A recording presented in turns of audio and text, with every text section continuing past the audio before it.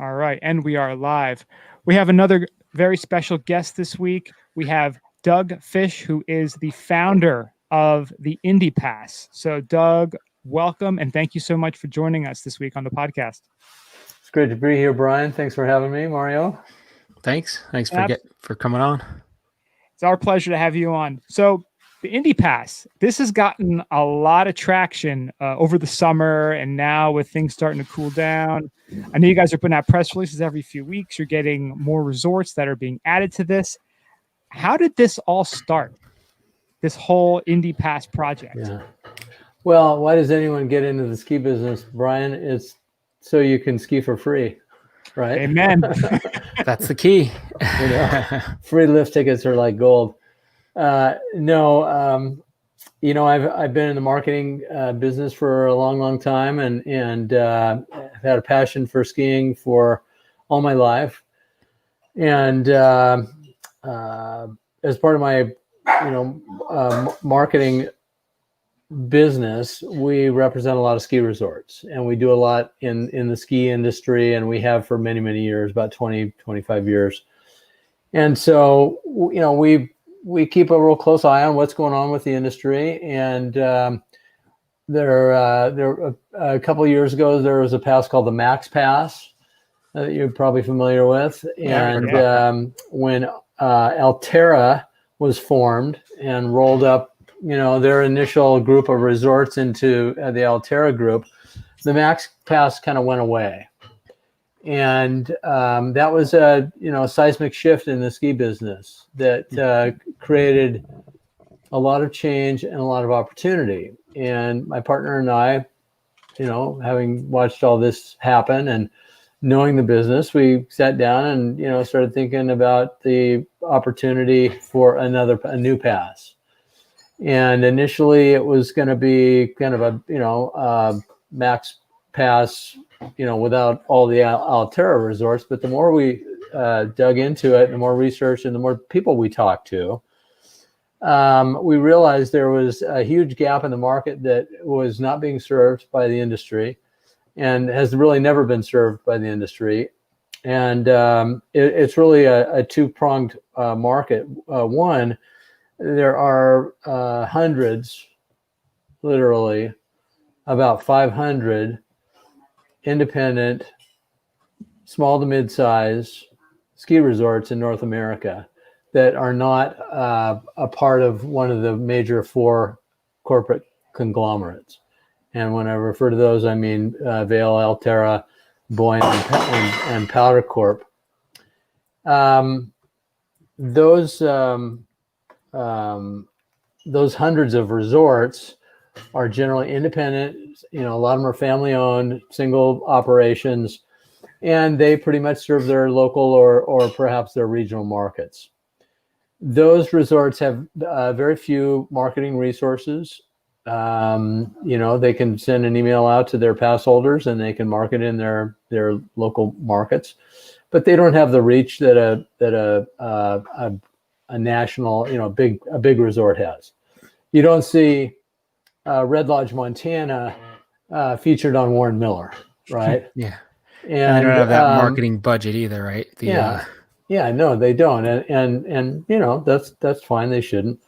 But consequently, the other underserved market that we identified is the non-core skiers in the United States and Canada, I suppose, of which make up about 75% of the total skier volume.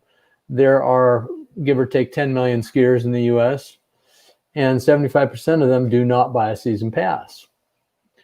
And those people, are just as passionate about skiing as anyone. They ski, 1, 2, 3 days a year. And if you ask them if they're a skier, they'll go on for 5 minutes about how great it is.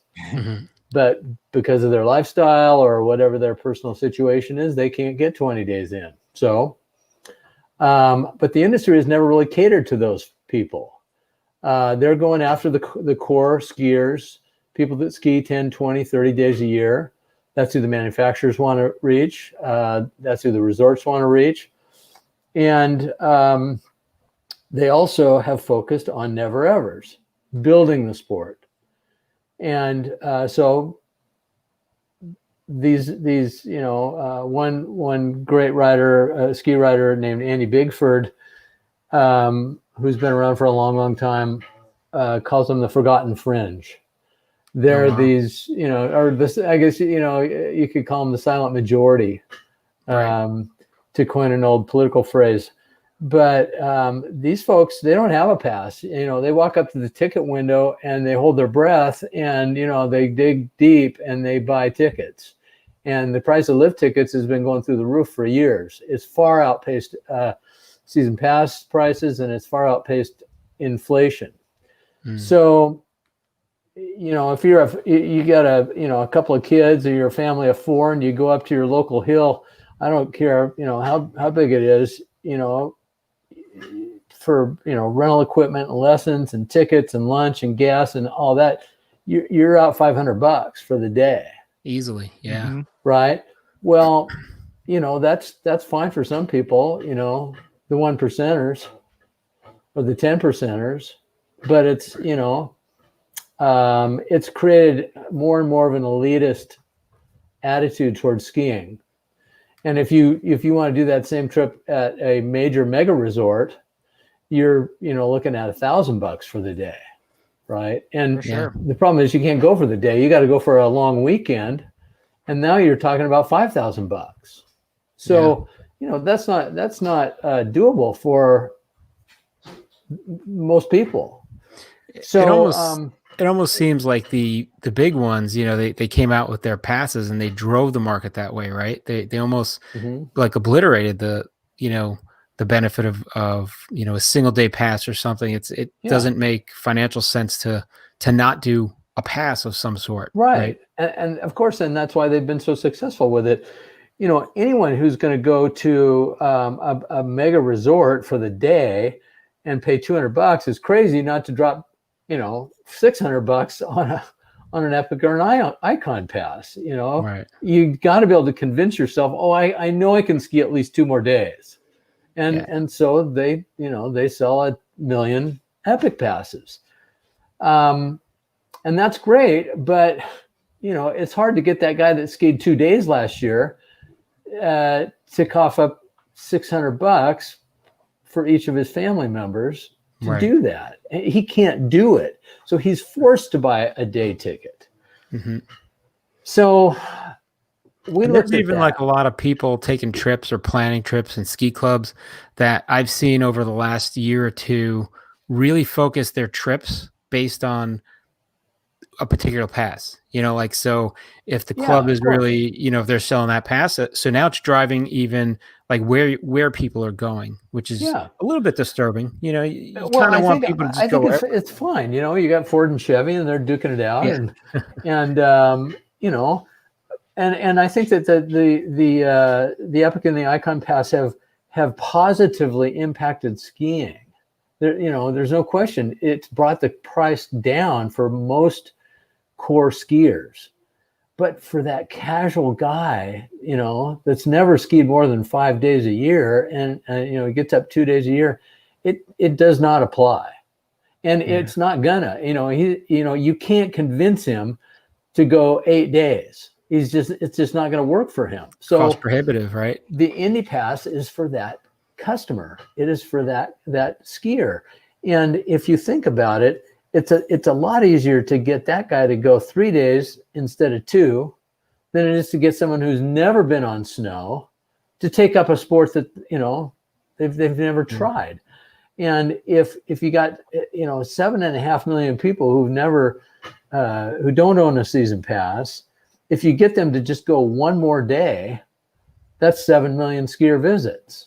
That's an increase to 7 million skier visits is a huge needle move in the ski business. And so and I think that the industry is starting to come around to that market.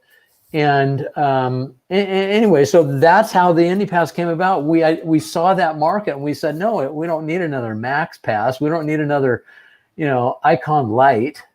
We need something for the masses. These are passes for the masses. Okay.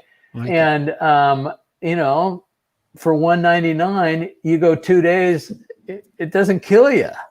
You know, ideally you want to go 4 days and then you make money in most cases.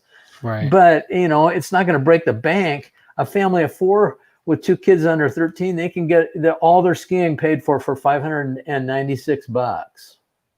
It's the price of a pass is 1 day at Vail. Yeah, exactly. And right? and it gives you, you know, virtually unlimited skiing if you want to, you know, put the miles on your car. Yeah. So, you know, there's a market for this. We're seeing, you know, we announced today that our pass sales are up year over year, over 600%. That is amazing. Yeah. Congratulations on that. Thank you. Yeah. You know, we're thrilled. We're exceeding our expectations but you know, the word's getting out. I mean, we launched 13 months ago and nobody had ever heard of it. And like you said, there's been momentum building over the summer and, you know, more and more people are hearing about it. And I'm convinced if you know, all 10 million skiers in the United States knew all about the Indy Pass, we'd sell 1 million passes, just like Epic. Yeah. You know, we won't gross as much, but, you know, because it's a great deal. Yeah. And it seems focused towards, like, you know, if I'm a day tripper, like you said, it's easy to say, hey, you know, I could go to 2 or 3 local areas around me rather than have to fly, you know, to 2 different places and do hotels and stuff like that. You know, it's a little bit different person that's using that, you know? Yeah. The biggest thing that we've had to overcome and that we will continue to overcome is the perception that small to mid-sized resorts are not as good as big resorts. Okay. And now I've skied all my life. I've skied, you know, everything from, you know, Little Bunny Hills to, you know, whatever, Whistler, Vail, you name it in the West. And I'm starting to get more familiar with things out East. And, you know, there's no question those big mountains are impressive and they're fun. And, you know, there's nothing like getting to the top of Jackson Hole and, you know, looking down and realizing you got a 4,000 vertical foot run if you can handle it. Yeah. But you know what? I'm a pretty good skier and I can't handle a 4,000 vertical run. Right. On a good day. And if it's a powder day, forget it. So why do I need all that vertical? I don't. And, you know, I don't need 4,000 acres to get my runs in. You know, most skiers, you know, can get most of their runs in about 500 acres. And that, you know, that seems expansive by Eastern standards, right? Yeah. So, but the thing is, most people believe the marketing, and the industry dominated by the big resorts has been telling people how great these big resorts are. And, you know, I like to tell people, hey, your brother-in-law's only heard of 25 resorts. He doesn't know that there's 700 in North America. Right. Because he only, you know, maybe he goes to Warren Miller every 3 years and he sees, you know, the big 3 or the big 6 or, you know, whoever paid, you know, whatever to be a part of Warren Miller that year. And it wasn't Red Lodge, Montana, you know, or Magic Mountain, Vermont. So, you know, the casual skier has not, you know, and I mean, it doesn't matter what media it is, you know, Ski Magazine, Powder Magazine, you know, they don't pay for those things, you know, by selling $100 ads.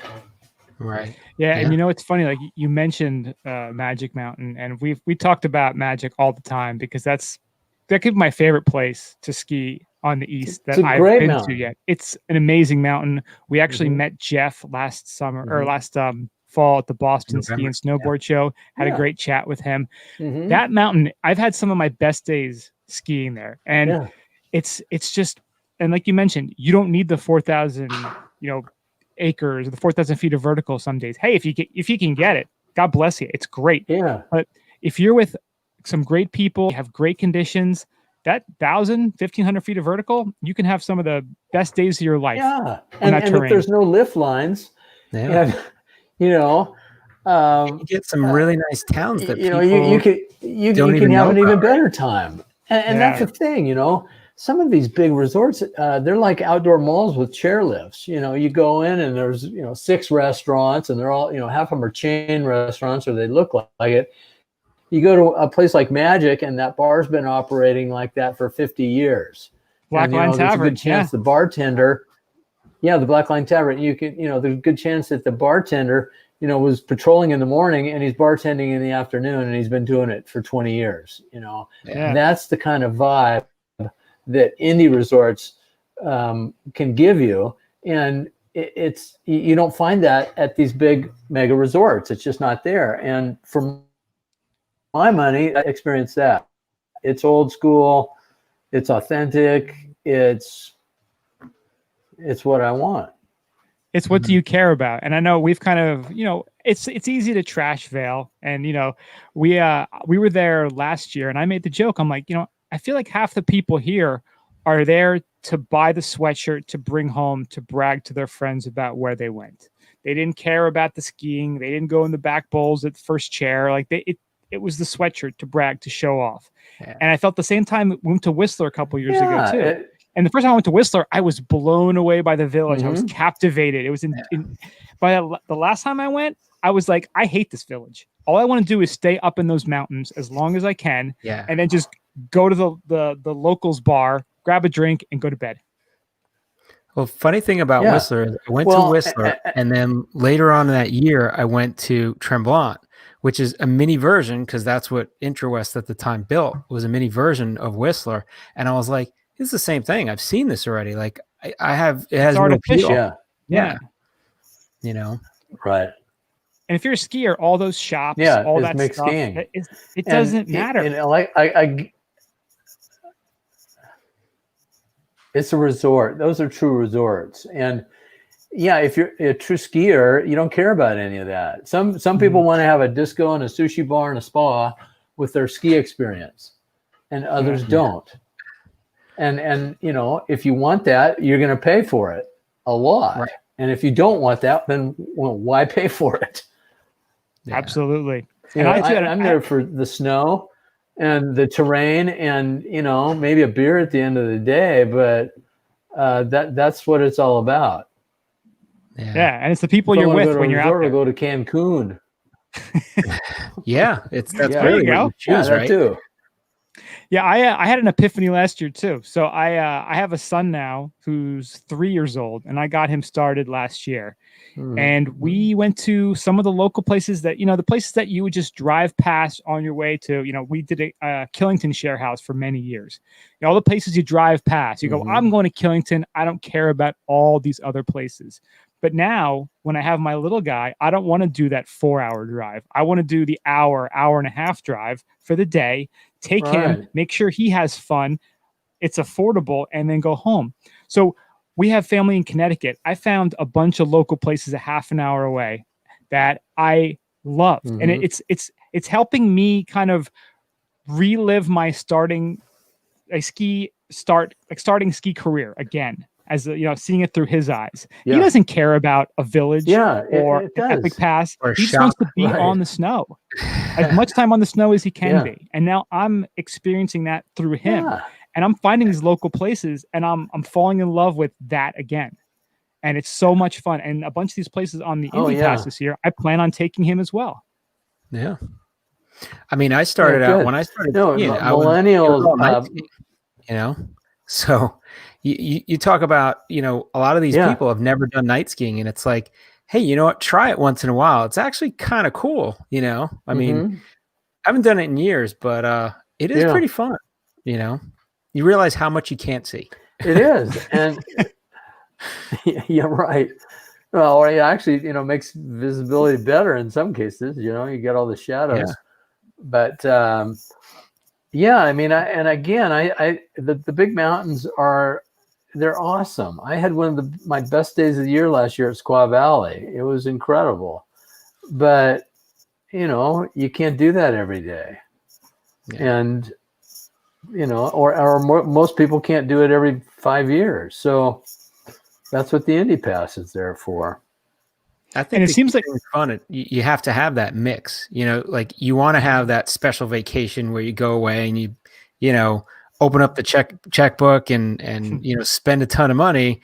But you also want to have those fun days with your family or your friends and just kind of hang out on a smaller mountain. I mean, and the Indies are great. A lot of these mountains, you look at the set that you have, and you've gotten a good amount spread out, in the different regions, which is really nice. I think it can only help those resorts, Oh yeah, where we have density, that's where we're selling passes. We added some really great resorts in the Great Lakes region this year, and our pass sales in Chicago are up 5,000%. Whoa! Our goal is to have an Indy resort finally this year. Yeah, right. I mean, I went to school you're down in Florida. You could get there in 4 hours or whatever. Why not? And stop at Cataloochee on the way. Yeah, we get one more in the Smoky Mountains, and I think Charlotte's going to be a real hub for us.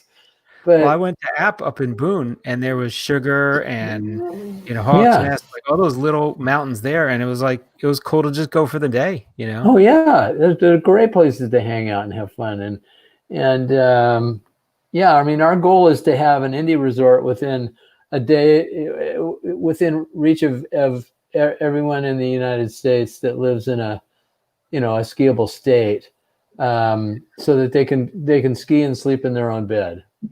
It's great. And we think that, maybe by the end of next year, we'll be there. I think it's 70 or 80 resorts across the U.S. and Canada, and we can achieve that kind of density. So how many resorts do you have on there at this moment? Because I know you just added at least 50, one today, right? 56. We just added Swain Resort in New York, Western New York. That's our first resort,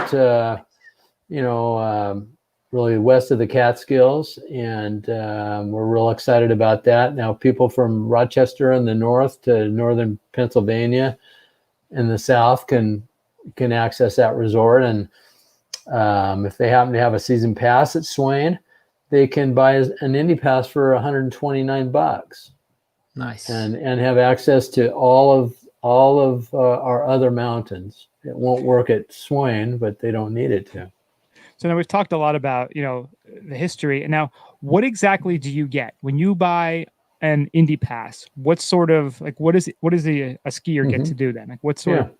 So you get 2 days at each resort, and they don't have to be used consecutively. You can only redeem one ticket per day. So you have an Indy Pass, you walk up to the ticket window. We don't issue any passes, for $199, we can't afford to.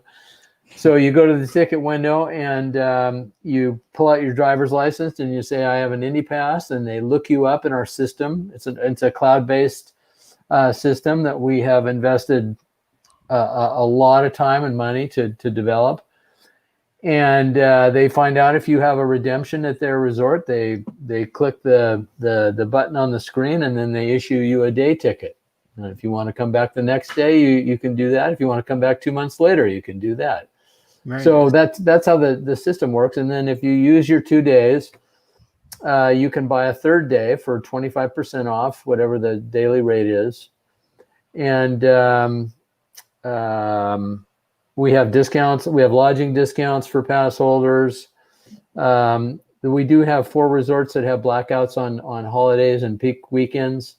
And if you have an Indy Plus pass, you don't have any blackouts, so it costs a little more. But if you have an Indy Pass and you want to ski on a blackout day, you just have to buy a lift ticket, but you get a 25% discount on that lift ticket. So you can ski at all resorts every day of the season for free, or in some cases a discount.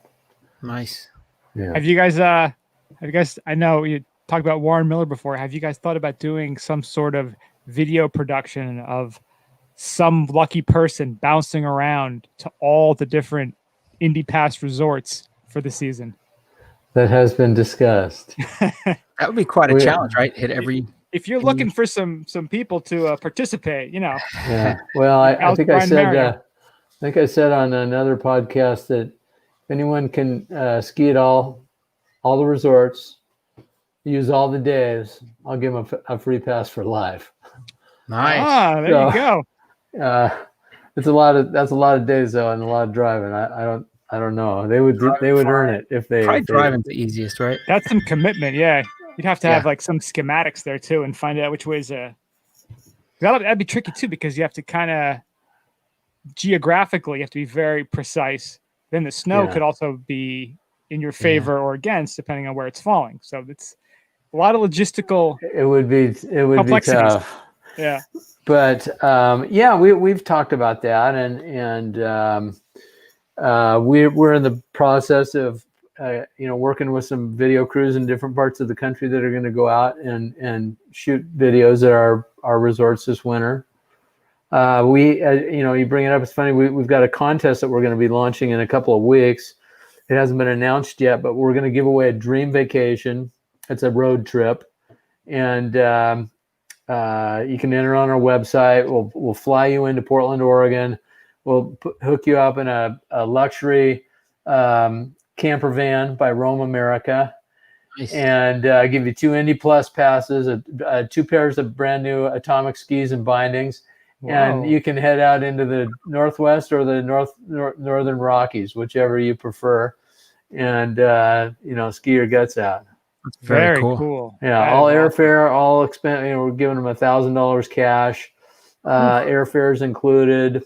It's a dream vacation. Nice. And that'll be, people can enter to win that on our website starting around October 15th, I think. Okay, and that's indypass.com. IndySkiPass.com. IndySkiPass.com. Oh, don't go to IndyPass.com. That's weird. No, I think you're working with the Indianapolis Chamber of Commerce. Not a lot of skiing in Indiana yet, is there? There's some. There is some. Yeah. No resorts on the Indy Pass yet, though. Not in that state, no. Not in Indiana. Not yet. Eventually. Yes. So funny you guys added Swain, because I heard of Swain before and I just looked it up, and it's right near, not far from Holiday Valley. That's where I learned how to ski.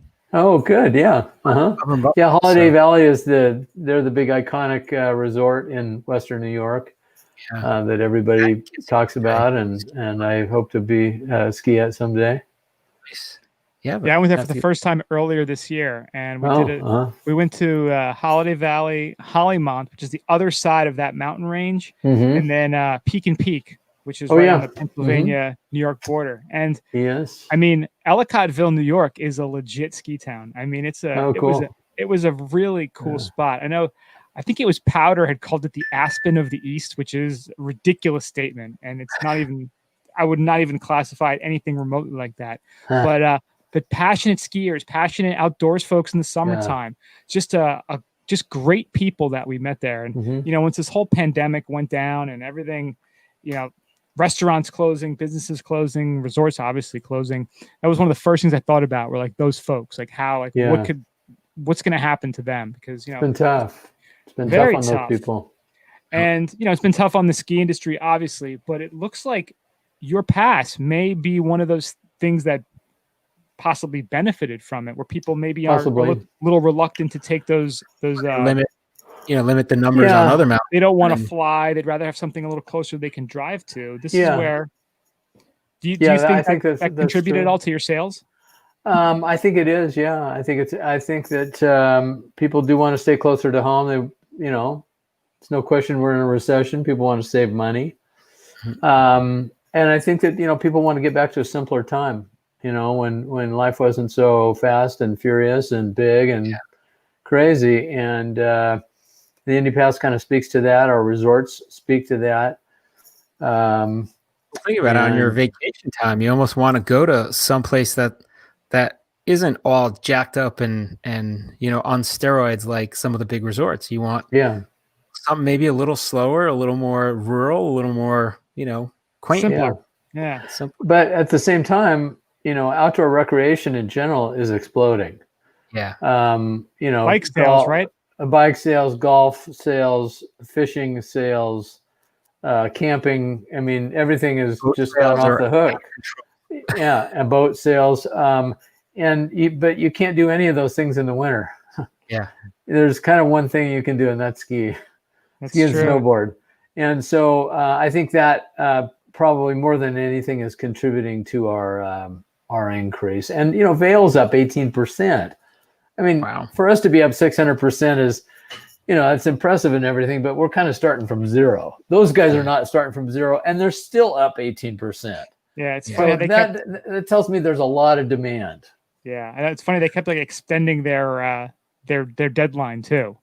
They kept like, well, the deadline is Labor Day. It's like, well, now it's going to be the 18th. It's like they just kept, well, whatever it takes. Yep. To make those, and that's the one thing that that's cool too about the Indy Pass is that I know you mentioned it in your email you sent out to folks who signed up, that 85% of the revenue from the Indy Pass is returned to the partner resorts based on redemptions. Yeah, and in these times, and I'm sure they all got probably hurt badly last season with having to shut down early, and they did the whole COVID. To have a pass that's actually helping them and giving them back.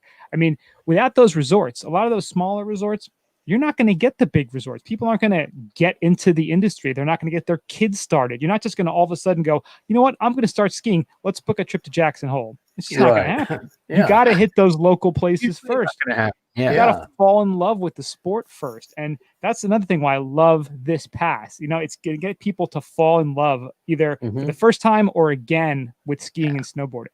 Yeah. And I'll be honest with you. About 15% of our pass holders have an Icon or an Epic Pass. And, another 10% have a season pass. So we're not just selling to, 2 or 3 timers. We're selling to a lot of core people that use this as a supplement. Yeah, like a local whether it be a travel supplement or to run their kids up to the hill, whatever. But it's appealing to a pretty broad market. Now, the future of the Indy Pass. So as it gets bigger and bigger, do you eventually see maybe east-west passes or a limit on the number of resorts, or is it just kind of going, or are you just going with whatever happens? No, we watch the data meticulously, and the last thing we want to do is cannibalize season pass sales. Right. If we do that, then we're going to start losing resorts.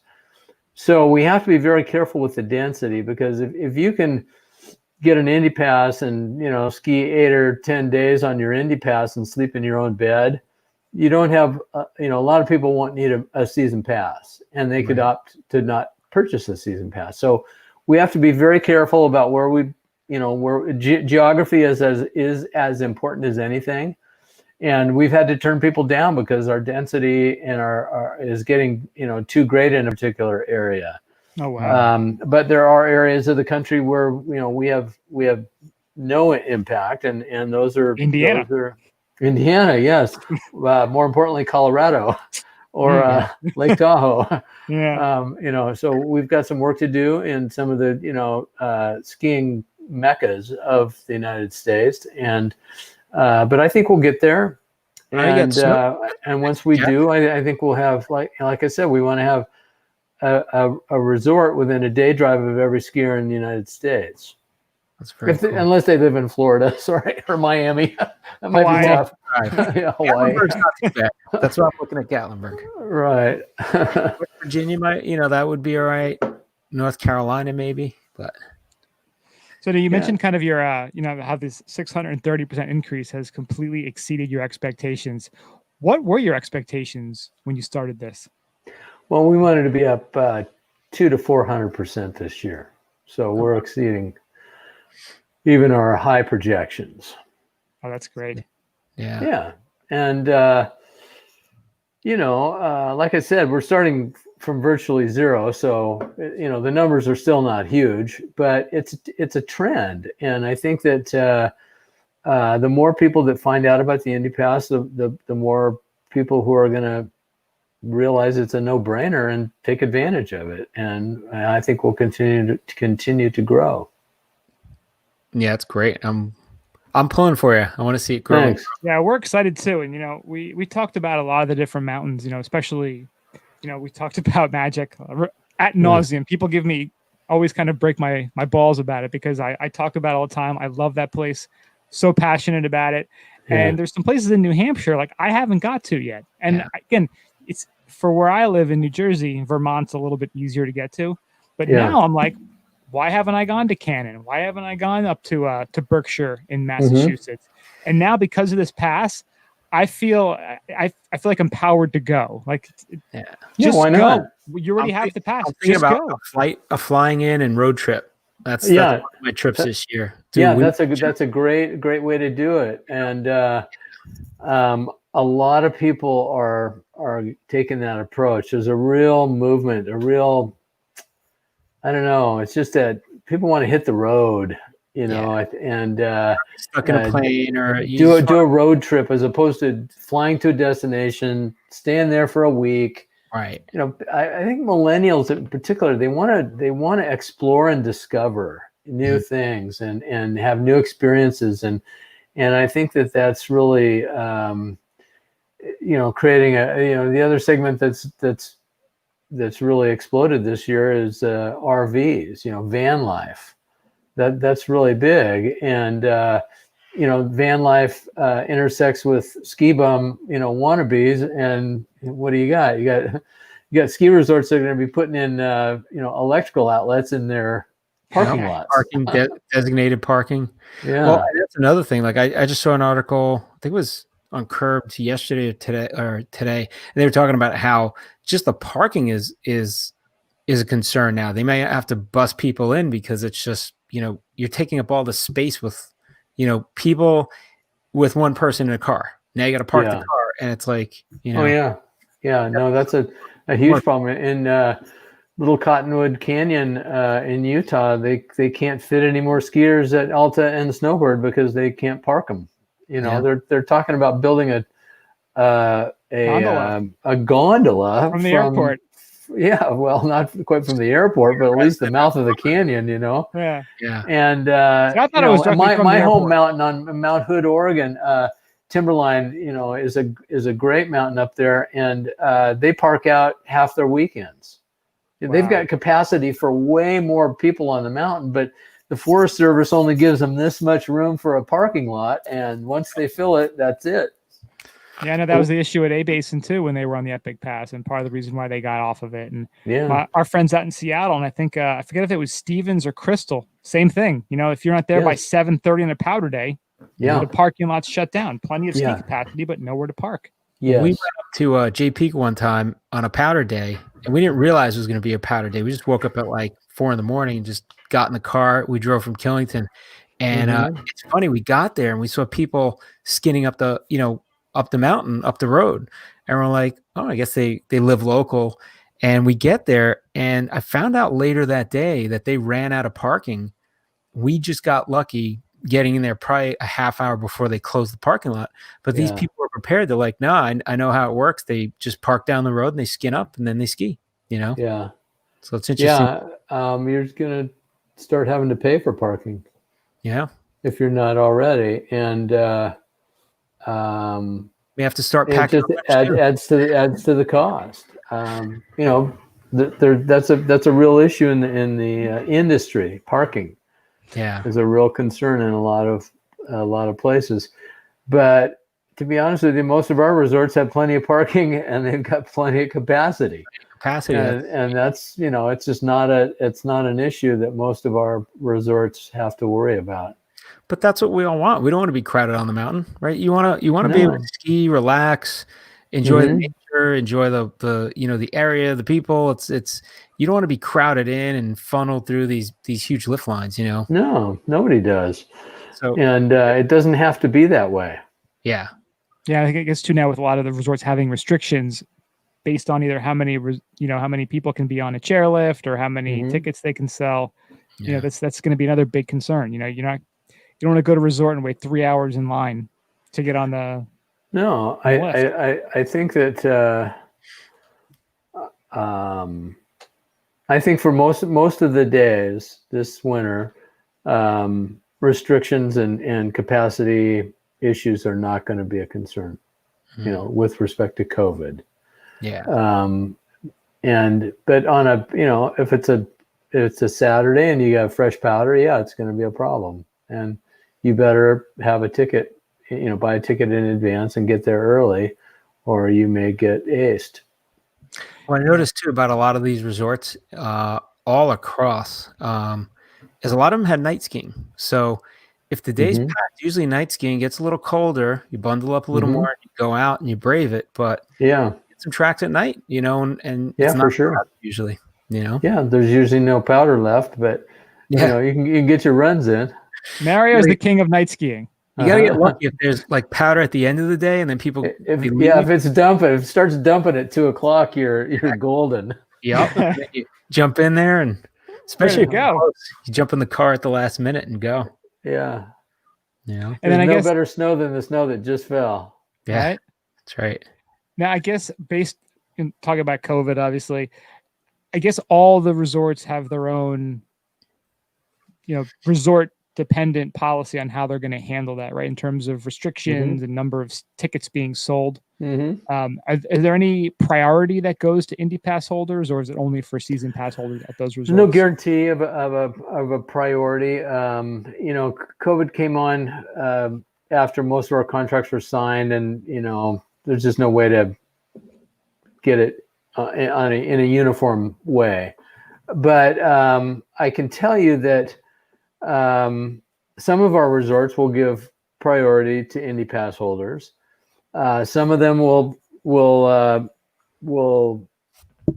treat Indy Pass holders just like a day ticket buyer, and you have to reserve your spot in advance. You still get a free ticket, but if you don't have a reservation, you're not going to get on the hill. If it's a busy Saturday, that's going to be an issue.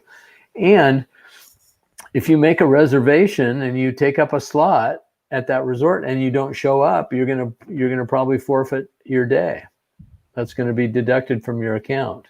It's only fair, right? Yeah, it is only fair, and so people are just going to have to be respectful, and they're going to have to plan a little bit, and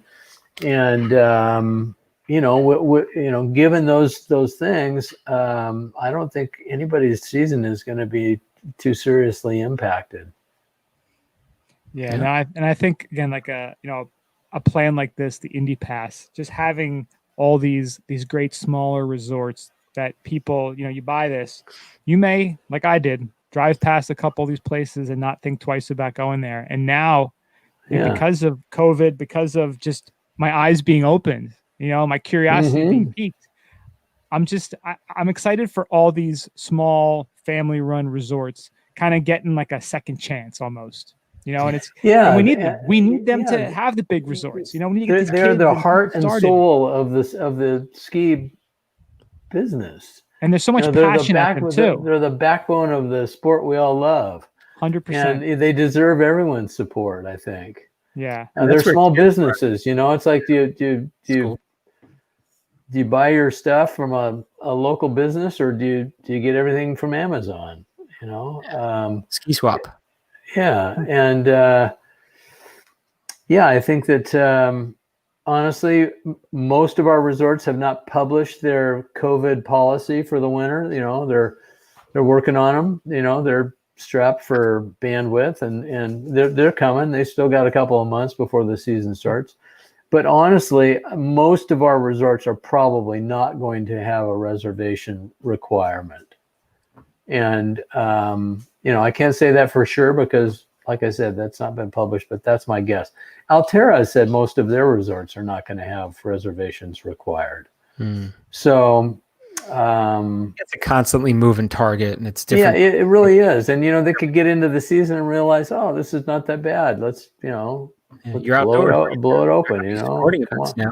Outdoors, right? So a can of Lysol on the lift, start spraying yourself, your neighbor, good to go. Yeah.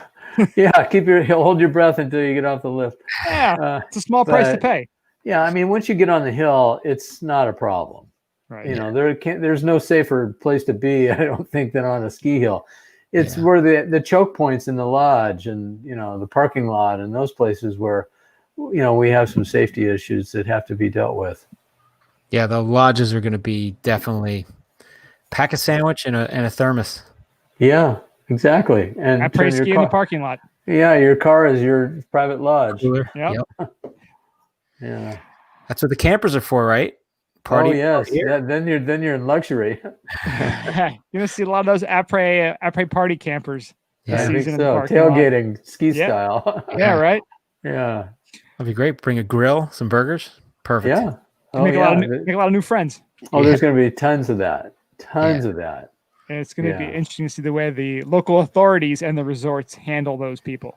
I think that's a lot of fun. I think it will be a lot of fun. And I think, for the most part, it'll be a really great vibe in the parking lots of ski resorts this winter. We just go and hang out in the parking lots. Yeah. Hey, maybe you can't get on the mountain, you can't get a reservation. Just hang out in the parking lot. Right. What are you doing today? Hanging out? Right. Yeah. Professional selling beers for $3 a piece. Or there you go. Whatever. To help fund your Indy Pass, right? Yeah. All right, Doug. Anything else that you want to add? IndySkiPass.com is where people can go and get their Indy Passes. Yes. Just a quick pitch. If you buy before October 15th, you can make 3 easy payments. I know $199 is it's not a huge sum, but if you're buying for your family or whatnot, you can make 3 payments. And if you're buying one pass, that's $66 every month or for each payment. But you have to get your purchase in by the 15th of October. The other deadline is November 30th. We give you all the way to November 30th before we raise the price. So everybody's got plenty of time to, read the Farmer's Almanac or decide, what your level of COVID safety needs to be. But the price goes up on December 1st, and we hope everyone will check us out, come to the website, and consider buying a pass and supporting independent resorts. Awesome. We're super excited about it. And, we have our Indy Passes. We're excited. And we're thankful that you helped put this together. This is great. You're welcome. Thank you for supporting it. Yeah. And it's an honor to be on your podcast. And I appreciate the opportunity to tell our story. It was great having you on. Yeah, so, Doug, thank you so much. We really do appreciate your time. You're welcome. Thank you, guys. Thanks. Yeah. Happy turns this winter. Same to you. Thanks. All right. Got to get out there.